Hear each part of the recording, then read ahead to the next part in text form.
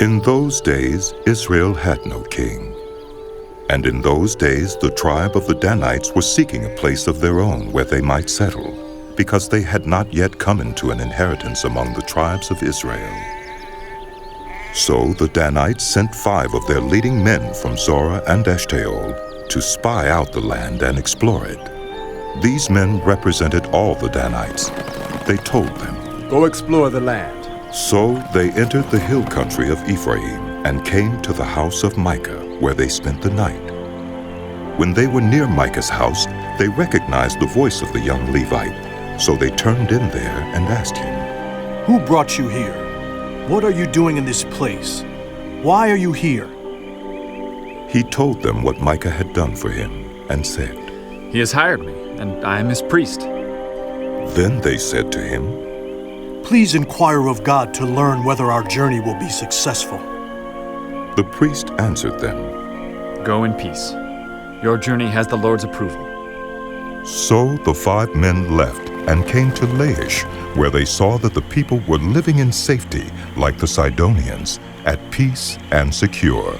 And since their land lacked nothing, they were prosperous. Also, they lived a long way from the Sidonians and had no relationship with anyone else. When they returned to Zorah and Eshtaol, their fellow Danites asked them, "How did you find things?"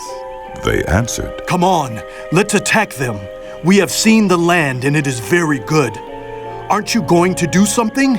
Don't hesitate to go there and take it over. When you get there, you will find an unsuspecting people and a spacious land that God has put into your hands, a land that lacks nothing whatever." Then 600 men of the Danites, armed for battle, set out from Zorah and Eshtaol. On their way, they set up camp near 𝗗𝗏𝗁𝗃 in Judah. This is why the place west of 𝗗𝗏𝗁𝗃 is called Mahaneh Dan to this day. From there, they went on to the hill country of Ephraim and came to Micah's house. Then the 5 men who had spied out the land of Laish said to their fellow Danites, "Do you know that one of these houses has an ephod, some household gods, and an image overlaid with silver? Now you know what to do." So they turned in there and went to the house of the young Levite at Micah's place and greeted him. The 600 Danites, armed for battle, stood at the entrance of the gate.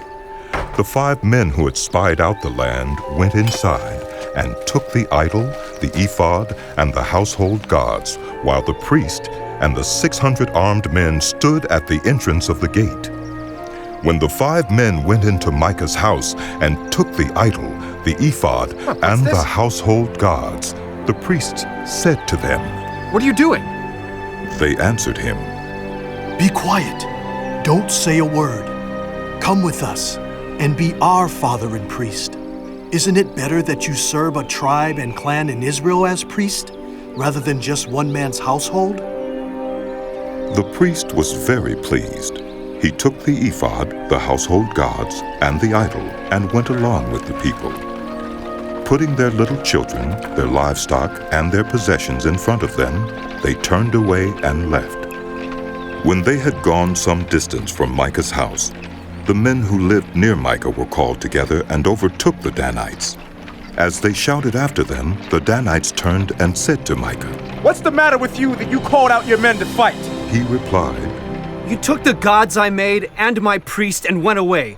What else do I have? How can you ask what's the matter with you?"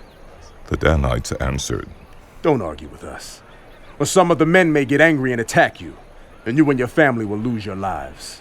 So the Danites went their way, and Micah, seeing that they were too strong for him, turned around and went back home. Then they took what Micah had made, and his priest, and went on to Laish against a people at peace and secure. They attacked them with the sword and burned down their city. There was no one to rescue them because they lived a long way from Sidon and had no relationship with anyone else. The city was in a valley near Beth-rehob. The Danites rebuilt the city and settled there.